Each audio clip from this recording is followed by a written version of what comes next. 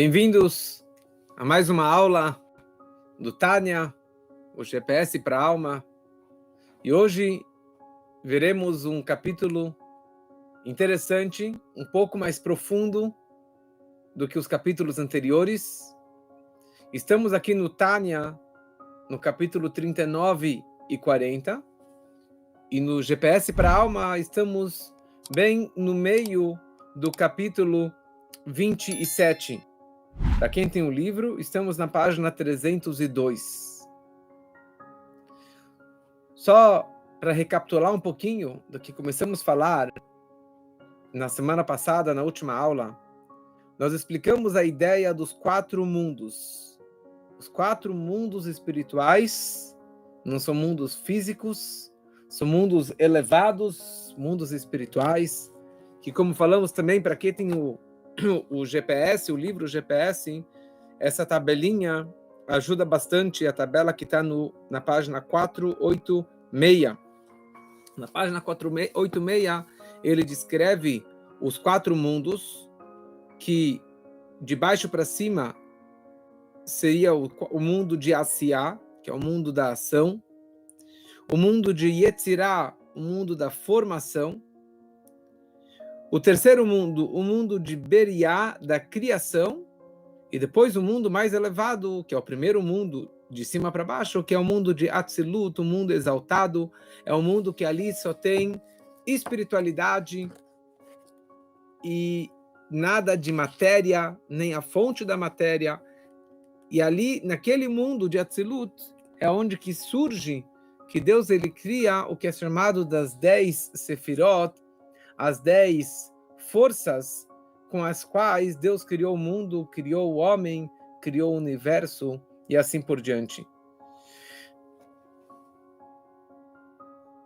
E falamos também que esses 4 mundos são espirituais. E quando a gente fala que são 4 mundos espirituais, não significa que eles estão lá em cima e nós estamos aqui embaixo. Mas esses 4 mundos são 4 estágios, são 4 situações de espírito que a pessoa ela pode se encontrar. São mundos espirituais, a gente não consegue enxergar, e por isso a nossa ligação, conexão com esses mundos depende do meu comportamento, da minha kavaná, da minha intenção, do meu sentimento na hora que eu faço uma mitzvah, na hora que eu rezo, na hora que eu faço algo positivo. Isso me eleva para o primeiro mundo, para o segundo mundo, para o terceiro mundo, para o quarto mundo, dependendo da minha concentração, da minha kavaná. Acabei de ver um vídeo curtinho de uma senhora sobrevivente do Holocausto, e ela descreve que no meio dos bombardeios ela teve que se refugiar no porão de uma igreja. E muitos dos judeus que estavam do lado dela, eles estavam gritando salmos, o Shema Israel, cada um de uma forma diferente. Só que ela veio de uma família que ela não sabia, não teve uma educação mais ortodoxa, não sabia quase nada de judaísmo. A única coisa que ela sabia era a bênção do pão.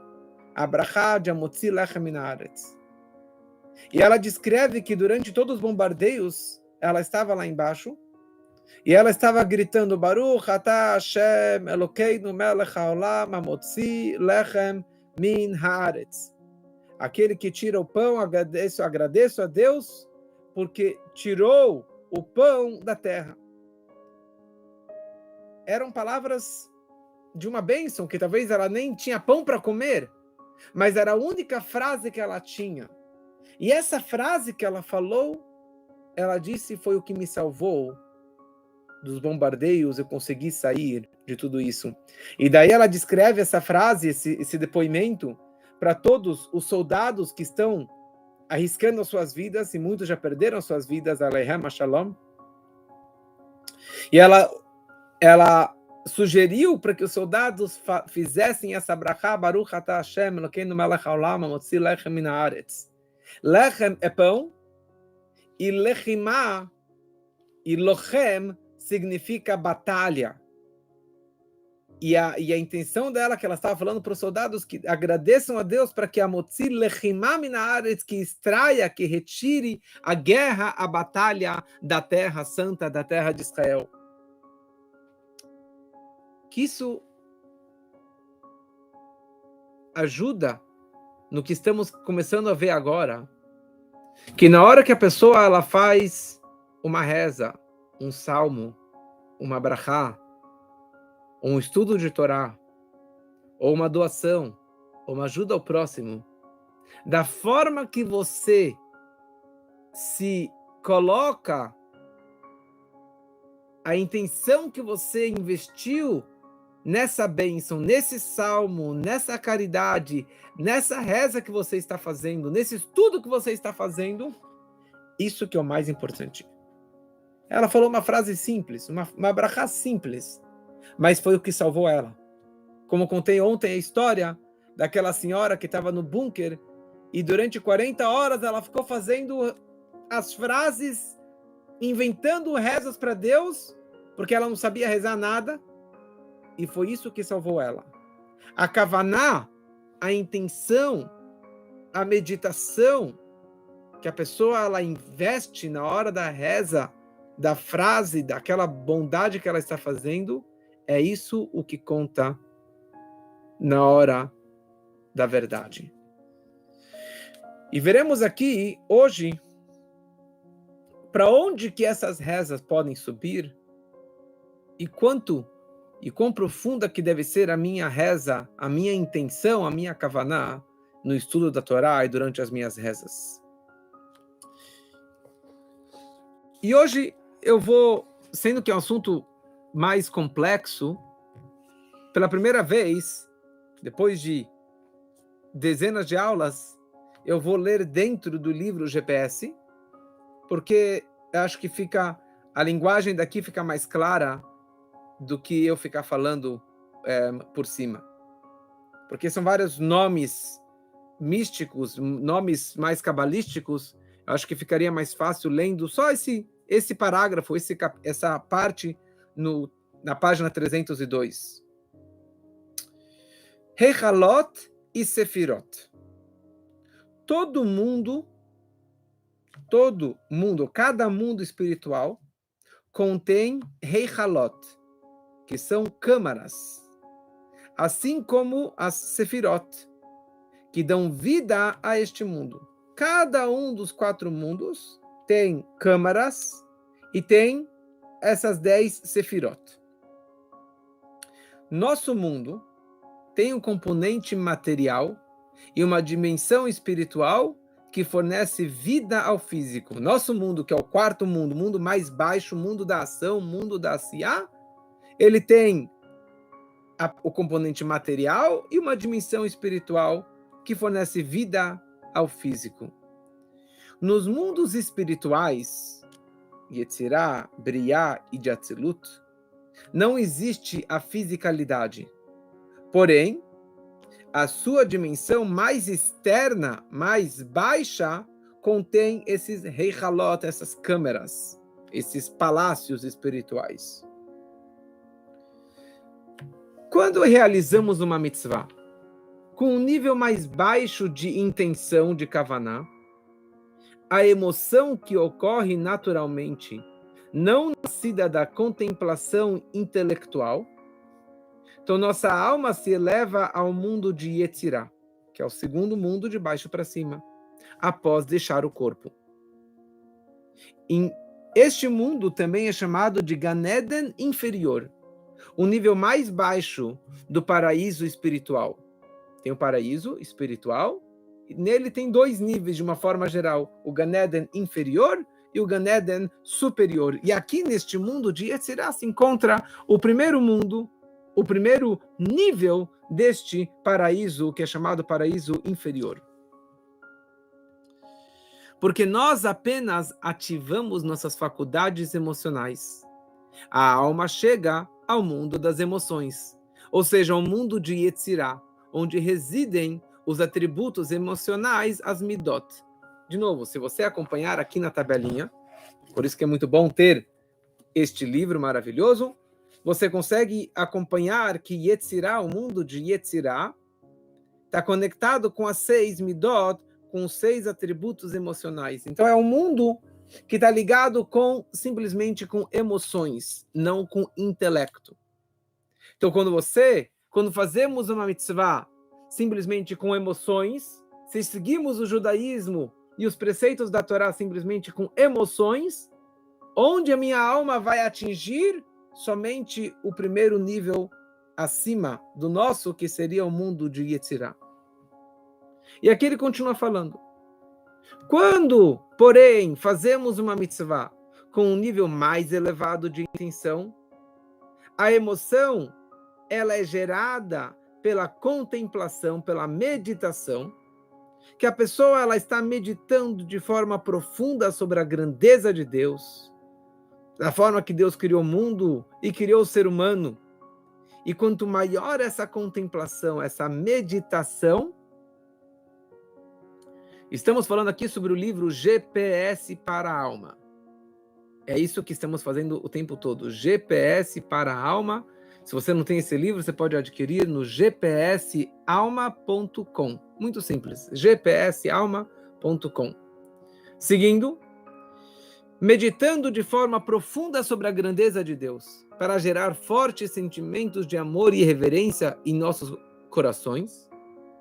A alma ela já se eleva para o mundo mais elevado, que é o mundo de Beriá, o mundo da criação.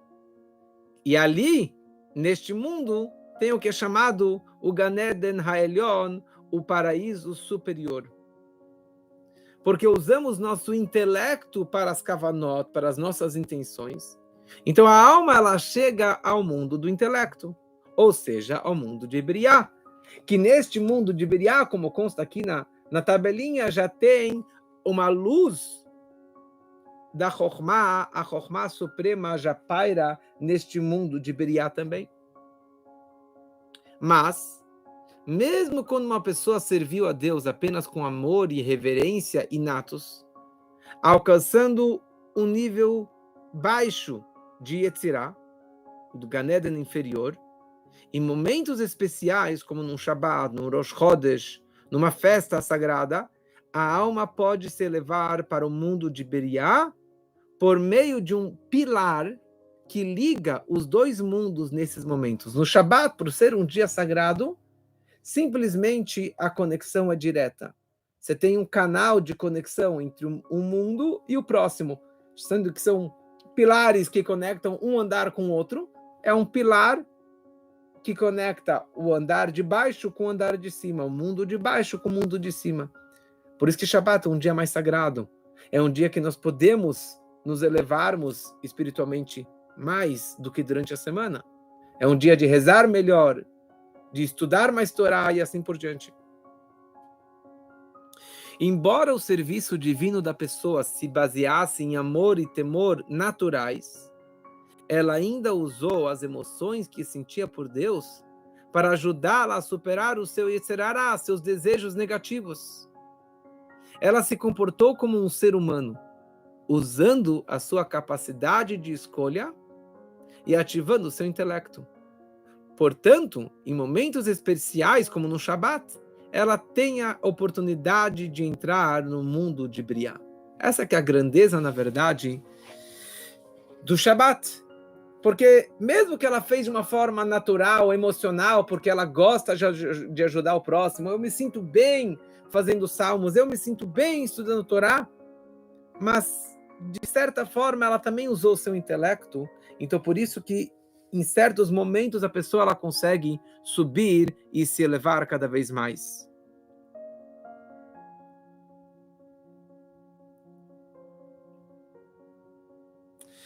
Chegando a Atzilut, existe uma kavaná, uma intenção ainda mais elevada que precisamos discutir. É um nível de intenção reservado aos grandes justos, aos grandes tzadikim. Aí é uma maneira pela qual a realização de uma mitzvah atinge um nível ainda mais elevado do que a intenção derivada de contemplação. E isso é quando um tzadik se anula diante de Deus e se dedica a ele tão completamente que se torna a sua carruagem.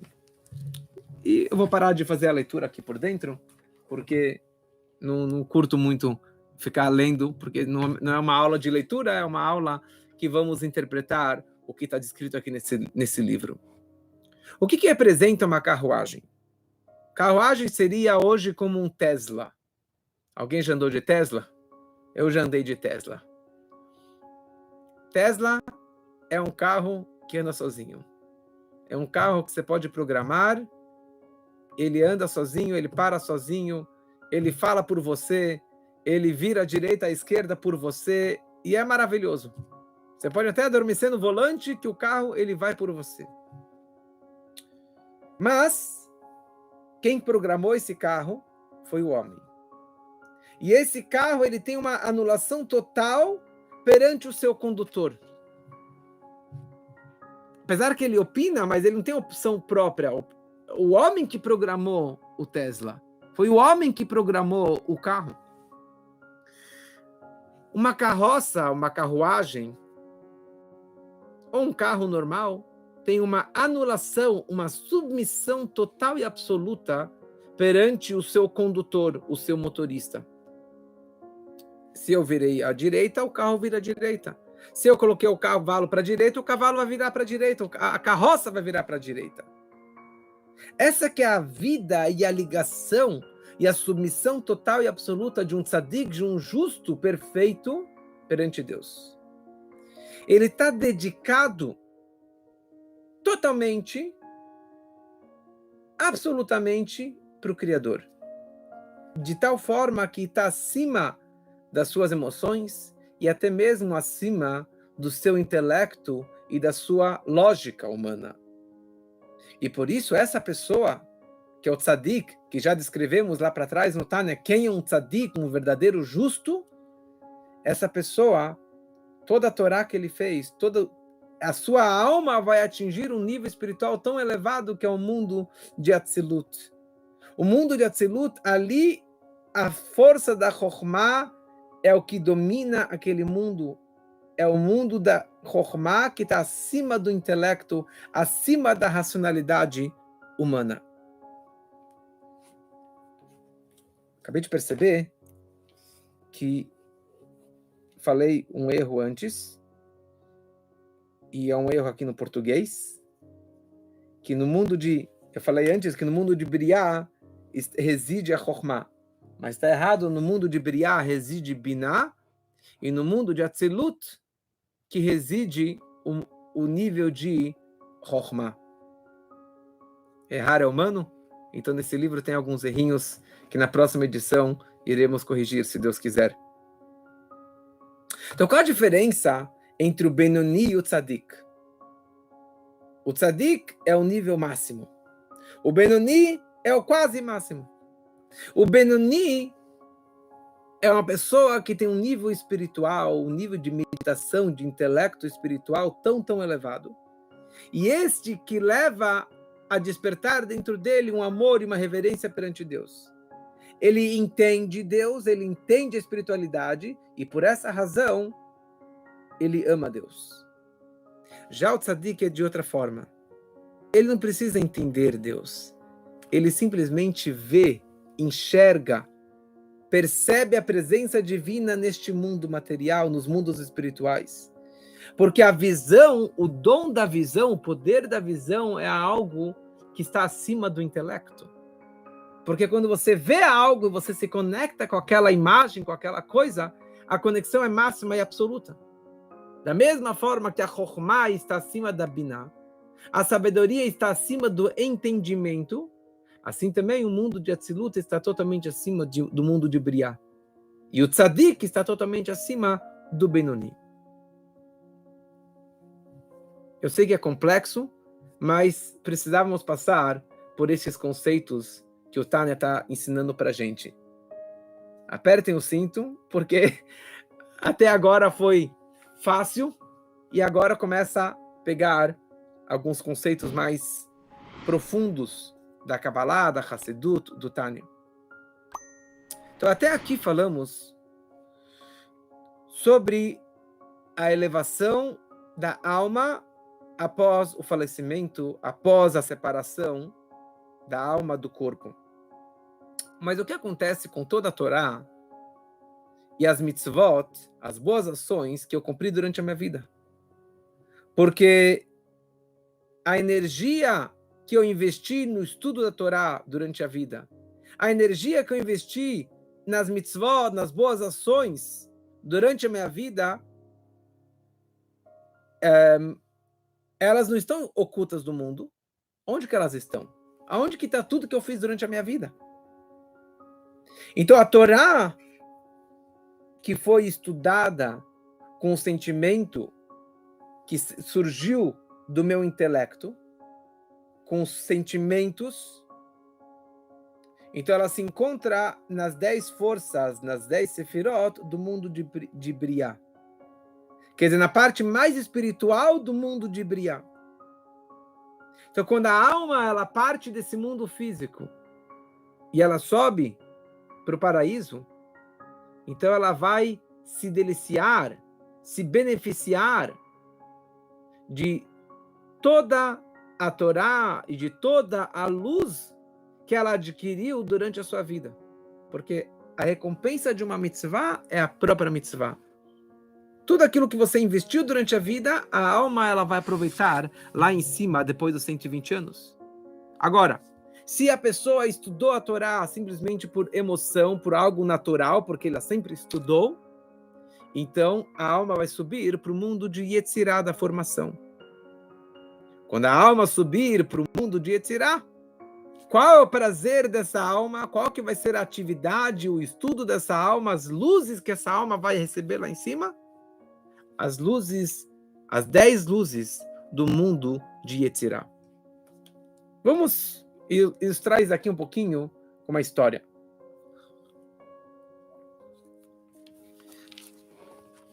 Nós sabemos que o Alter Rebbe, Rav Shneur Zalman, o autor do Tânia, ele foi preso. Muitas histórias ligadas com isso. E depois que ele foi liberto da prisão, 19 de Kislev, Yutet Kislev, que é daqui um mês e pouco, ele foi visitar os 3 grandes mitnagdim, opositores ao movimento hassídico.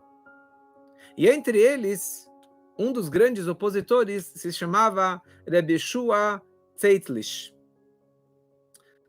E ele não gostava do Alter Rebbe, não respeitava o Alter Rebbe. Então, quando o Alter Rebbe chegou na casa dele, este Rebbe Yoshua, ele estava deitado na cama. E quando falaram para ele, olha, o seu opositor, digamos assim, o Alter Rebbe está chegando aqui, ele não deu bola, não deu nenhuma honra, nenhum respeito para o Alter Rebbe, não se levantou da sua cama. E daí ele virou assim, desprezando o Alter Rebbe, e falou para ele, você sabe estudar alguma coisa? Você sabe estudar um pouquinho de Torá? Só lembrando que o Alter Rebbe era o gênio dos gênios. O Alter Rebbe conhecia toda a parte revelada da Torá, escreveu um código de leis que é aceito por todos, escreveu Tânia e inúmeros livros e livros de mística. Então esse homem aí estava desprezando o Alter Rebbe. Ele fala, você sabe estudar alguma coisa? Me fala uma coisa, quantas vezes em todo o Talmud consta o nome dos 2 grandes sábios que eram chamados Abaye e Rava? O Alter Rebbe na hora falou para ele o número exato, não sabemos qual é esse número, mas falou exatamente o número. Imagina, você passou uma coleção de milhares e milhares de folhas, o Alter Rebbe na hora falou o número de vezes. E daí ele falou, não tem mais nada? Não tem mais nenhuma outra vez? Ele falou, na verdade tem mais uma vez, mas ali deveria estar escrito Rabá e não Ravá, porque tem 2 sábios, um Rabá com a letra Rei e outro Ravá com a letra Aleph. E daí o Rebbe Yeshua virou para ele e falou, me fala uma coisa, por que você escreveu no Tânia, no capítulo 39, que é exatamente o que estamos estudando agora, que o estudo da Torá sem amor, e sem temor a Deus, esse estudo não voa para cima, não vai subir. Quer dizer, um estudo de Torá sem amor a Deus, sem reverência a Deus, não vai subir para o mundo espiritual. E o Alter Rebbe falou para ele, isso aqui está escrito claramente no livro básico da Kabbalah, que é o Zohar. E este homem, Rabi Yeshua, que não conhecia o Zohar, não acreditava na Kabbalah, ele falou, eu quero que você me traga uma prova clara do Talmud, ou o Talmud da Babilônia, ou o Talmud de Jerusalém. E o Alter Rebbe falou para ele,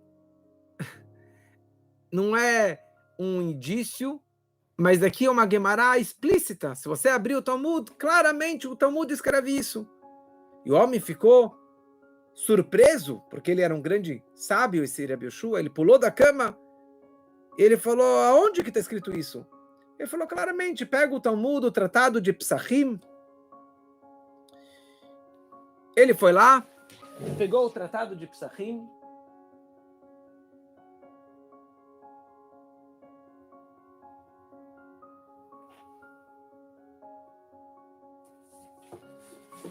pegou esse Tratado de Psachim, ele falou em que página que isso se encontra,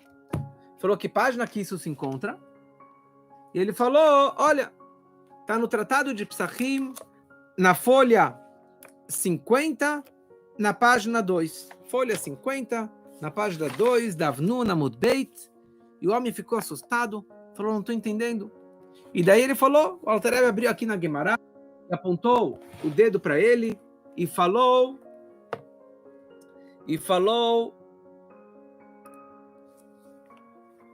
está escrito aqui claramente, Rava fez a seguinte pergunta, está escrito que Gadol at shamayim chasdecha, que a tua bondade é grande até os céus. E tem outro versículo que diz que Gadol me'al shamayim chasdecha, que a tua bondade é grande acima dos céus. Como assim? É até os céus ou acima dos céus? E o Talmud responde, depende. Se a pessoa ela faz um estudo lishma, ou se a pessoa ela faz um estudo shelo lishma. Se a pessoa ela faz um estudo lishma, significa pensando em Deus, pensando na santidade, é uma pessoa que consegue atingir o nível acima dos céus.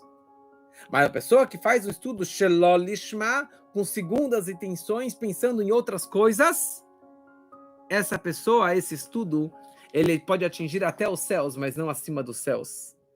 E isso, na verdade, representa que um estudo sem amor a Deus, sem reverência a Deus, tem um limite, não vai subir nas maiores alturas. Então, aqui, na verdade, significa essa ideia de lolishma, a pessoa que ela estuda sem kavanot, sem intenções verdadeiras, sem um amor a Deus. E tem dois tipos de estudo ou de uma vida sem intenções mais elevadas. Existe uma situação que a pessoa ela pode fazer uma mitzvah sem uma kavaná especial. Simplesmente assim que ela foi acostumada. Faz parte da rotina. Todo dia eu coloco uma moeda na caixinha. Todo dia eu coloco o tefilim. Todo dia eu como kasher, porque é assim que eu nasci, é assim que eu já aprendi desde pequeno. E isso é chamado mitzvat anashim elumadá. É por inércia, por natureza. Porque é assim que eu aprendi, é assim que eu cresci. Esse estudo e essas mitzvot não se elevam. Não vão atingir os mundos e as firot mais elevadas. Porque para você atingir esses mundos espirituais mais elevados, mais profundos, você não pode fazer por assim você está acostumado. Você tem que fazer com um sentimento mais profundo. Porque essa mitzvah, que é no natural, que é no automático, não tem um sentimento profundo. Então a recompensa também não tem uma recompensa mais profunda, não tem uma recompensa elevada.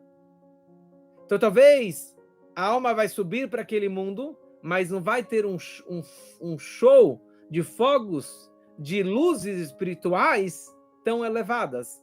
porque ela não fez o judaísmo, ela não fez os preceitos da Torá, o estudo da Torá com um sentimento mais elevado.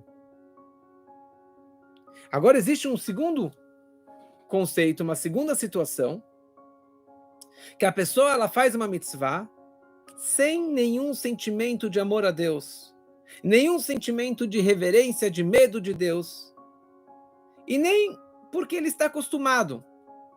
Ele simplesmente faz com segundas intenções, intenções ruins, intenções até negativas.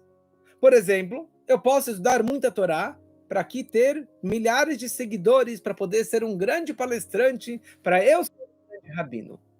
Bonito, né? Eu me sinto muito bem.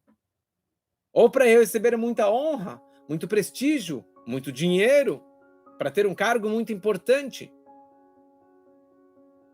para ser conhecido como o chefe, o grande rabino, o grande palestrante.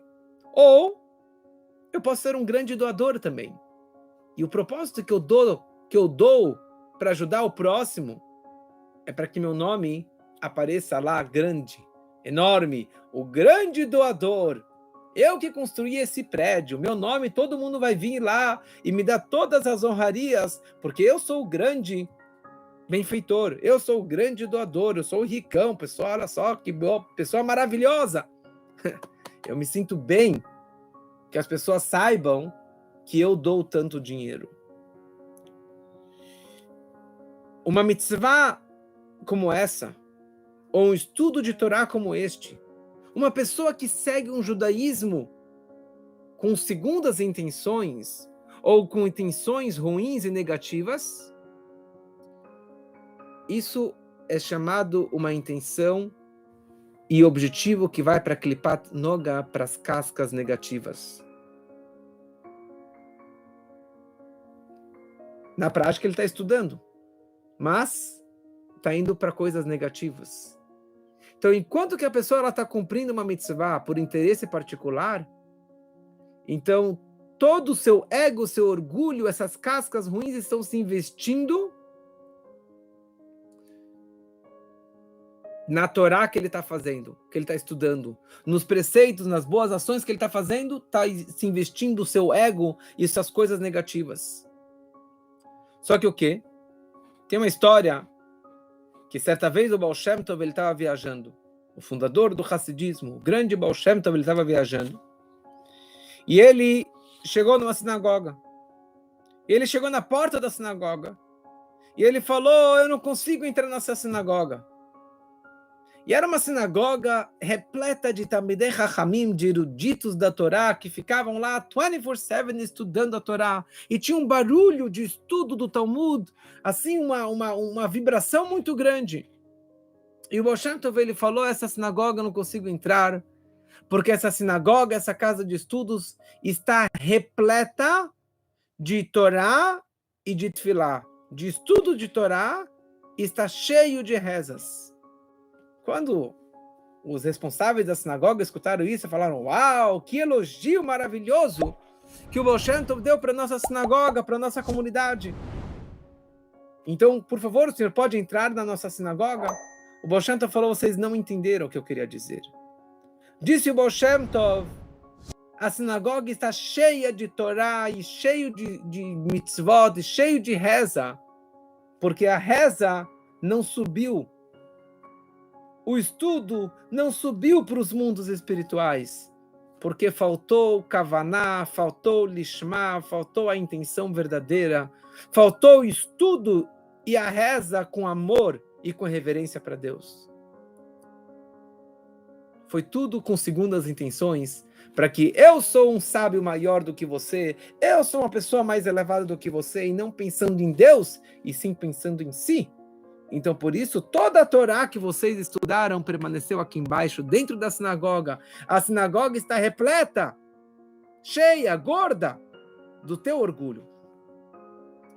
Então, vocês têm que se esforçar, disse o Baal Shem Tov, que quando vocês rezem e quando vocês estudem pensando em Deus, pensando na verdadeira intenção. E dessa forma, nenhuma Torá vai permanecer aqui embaixo, E nenhuma reza vai permanecer aqui embaixo. Pelo contrário, elas vão subir até o mundo mais elevado, até debaixo do trono celestial. Tem uma história que o Reb Mendel Futterfass contava, um grande rabino que faleceu em 95. Ele falou, certa vez encontrei um grande erudito que já estudou o Talmud inúmeras vezes. Mas ele desprezava o estudo da Hassidut, o estudo do Tânia. E certa vez eu estava conversando com ele, e ele falou o seguinte, olha, eu já estudei o Talmud tantas e tantas vezes, já conheço a Torá inteira, e com certeza eu vou direto lá para cima, lá para o Olam Abá, para o mundo vindouro, para o maior palácio dentro do paraíso superior. Mas o que vai acontecer depois dos 120 anos? Porque toda a Torá que eu estudei, ela vai ficar aqui embaixo. Será que ela vai subir comigo lá para o paraíso? Essa foi a pergunta que esse grande sábio me perguntou. Depois de alguns dias, ele vira para mim, para Mendel Futterfass, ele falou o seguinte, olha, encontrei um livro pequenininho, que se chama Tânia, e ali eu respondi, eu achei a resposta para a minha pergunta numa frase que ele descreve no capítulo 39, que é exatamente o que estamos estudando agora. Ali, nessas palavrinhas, ele descreve o seguinte, que um estudo de Torá sem amor e temor a Deus não voa para cima. Então, quando eu vi isso, disse esse homem, eu me acalmei.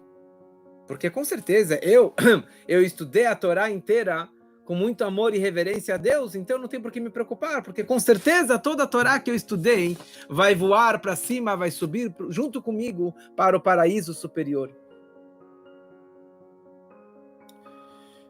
Quando a pessoa ela faz tchuvá, quando a pessoa ela se arrepende de tudo que ela fez de errado durante a vida, todo o seu orgulho e ego e arrogância que ela apresentou durante a sua vida, então a pessoa ela se arrepende da forma que ela estudou a Torá. Eu ajudei alguém me vangloriando, me sentindo superior ao outro. Eu estudei a Torá me orgulhando do meu estudo, então eu me arrependo disso. Que eu fiz isso com o ego, com orgulho, usando as clipotas, as cascas negativas e não pensando na santidade, não pensando no amor e reverência a Deus. E a partir de agora, essa pessoa ela começa a se comportar corretamente, com a kavaná correta. Então, toda a Torá que ele estudou durante toda a sua vida, e todas as boas ações que ele fez durante a sua vida, com segundas intenções, com intenções negativas, ele consegue libertá-las das cascas impuras, dos maus endereços, e retroativamente ele consegue reverter tudo e elevar tudo para Kedushá, para o mundo sagrado, para o mundo mais elevado. Essa que é a grandeza da Torá e das mitzvot e do judaísmo. Você fez uma coisa errada, você tem como se arrepender. E você consegue trabalhar, não somente a partir de hoje eu serei uma pessoa boa. Eu consigo retroativamente elevar tudo aquilo que eu fiz de errado para o bem, para o mundo mais elevado. Então vale a pena, mesmo se você estuda hoje, você fala, mas hoje eu não sou um tzadik, nem um benoni, eu não consigo estudar a Torá pensando só em Deus, e ajudar o próximo sem aparecer meu nome. Faça, just do it. Leia os salmos, estude, reze, faça as mitzvot, faça tudo, e ajude o próximo, mesmo com segundas intenções, ou com intenções particulares. Porque porque em algum momento você vai conseguir reverter todo o passado para o bem. Porque uma vez que você fizer um estudo com a intenção correta, fizeram uma tzedakah com a intenção correta, fizeram um salmo, uma reza com a intenção correta, você vai conseguir transformar todo o passado e elevar todo o seu passado, tudo aquilo que você fez, para o endereço correto, um endereço espiritual cada vez mais elevado. E essa que é a grandeza do estudo da Torá. E aqui tem uma história maravilhosa, uma história do Baal Shem Tov. O Baal Shem Tov, ele certa vez mandou o seu aluno, o erudito, Reb Chaim Rapaport, para que ele viajasse para uma floresta, fora da cidade de Lvov, e ali ele levasse consigo um livro do Maimônides, e estudasse os primeiros capítulos, 4 capítulos do Maimônides, de uma forma muito profunda, e que nada atrapalhasse ele. Nada que acontecesse poderia interromper o seu estudo que ele fizesse lá naquela floresta. Então ele já se preparou que coisas ruins poderiam acontecer, vários testes de dificuldades poderiam acontecer, e esse Reb Chaim, pegou a carroça, viajou. No meio da estrada, isso era no meio do verão, veio um temporal, uma ventania e vários obstáculos no meio da estrada, e a viagem que demoraria 1 hora, demorou várias e várias horas, até que ele finalmente conseguiu chegar no destino lá naquela floresta. Finalmente ele sentou na floresta para estudar, e toda aquela tempestade, a ventania, as dificuldades, tudo desapareceu. E ele pegou o livro, estudou, da forma que o Baal Shem Tov orientou. Ele terminou a sua missão e ele volta para o Baal Shem Tov. Quando ele volta para o Baal Shem Tov, então o Baal Shem Tov explicou para ele qual que era essa missão que ele precisava fazer lá dentro, naquele local. Naquele local que eu te mandei, naquela floresta, morou muitos anos atrás um judeu, um grande Talmid Chacham, um crânio na Torá. Ele se chamava Reb Moshe. E em certo momento da sua vida, ele abandonou o cumprimento do judaísmo, da Torá, das mitzvot, e largou todo o judaísmo, casou com uma não-judia e viveu com uma vida de bêbado, uma vida muito bagunçada, atordoada. Mas ele continuou estudando a Torá, porque a Torá é crânio, a Torá é uma sabedoria máxima. E assim que ele passou a vida toda. No final da vida, um familiar dele, que era um aluno que antecedeu ao Baal Shem Tov, que era chamado Reb Eliyahu Baal Shem, e ele acabou aproximando ele para fazer tshuva, para que ele retornasse para o bom caminho, e ele acabou falecendo. Depois do seu falecimento, ele chegou no Tribunal Celestial. E olha só que interessante. Lá no Tribunal Celestial decretaram que ele precisaria permanecer no Geinom, no inferno, no purgatório, durante 117 anos. Apesar que normalmente se fala que se fica no máximo no Geinom durante 11 meses, por isso que são 11 meses de Kadish, mas esse que foi o Tribunal Celestial para uma pessoa tão elevada como essa, que caiu tão baixo, então esse que era o seu veredito lá em cima. E depois do seu julgamento no Geinom, ele precisaria purificar e elevar toda a Torá que ele estudou durante 30 anos com impureza. 30 anos, nada religioso, totalmente assimilado, totalmente impuro, ele precisava elevar novamente toda aquela Torá. Conclui o Baal Shem Tov para o seu aluno Reb Chaim e falou o seguinte: você foi naquela floresta onde que ele viveu, e você estudou a Torá com a intenção correta e perfeita espiritual, você conseguiu elevar toda a Torá que aquele Moshe estudou com segundas intenções e com intenções negativas que estavam no poder, no domínio das clipó, das cascas impuras, das impurezas, você conseguiu largar elas da mão das impurezas e retroativamente elevar tudo isso para o mundo espiritual, que é isso que precisava este homem fazer. Então, quando Satã, na força do mal, percebeu que você iria extrair toda aquela energia que estava lá mergulhada nas impurezas nas cascas impuras, eles fizeram de tudo para impedir a tua viagem. Tempestade, ventania, testes e obstáculos. Mas você conseguiu superar tudo isso e chegou lá. E com o teu estudo verdadeiro, você conseguiu purificar e elevar tudo isso para o mundo espiritual. E isso acontece na vida de cada um de nós. Quando você faz uma mitzvah com a intenção correta, um estudo, uma reza com a intenção, com a meditação, com a kavaná correta, você consegue retroativamente elevar tudo que você fez de errado no passado. As rezas e os estudos que você fez da forma errada.